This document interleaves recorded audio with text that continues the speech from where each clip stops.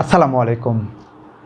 এই ভার্বগুলোর সঙ্গে আইএনজি যোগ করে সাধারণত প্রেজেন্ট কন্টিনিউয়াস টেন্স কেন করা হয় না? যেমন লাভ, লাভিং, আন্ডারস্ট্যান্ড, আন্ডারস্ট্যান্ডিং, হেট, হেটিং, ফিলিং ইউজুয়ালি কেন করা হয় না?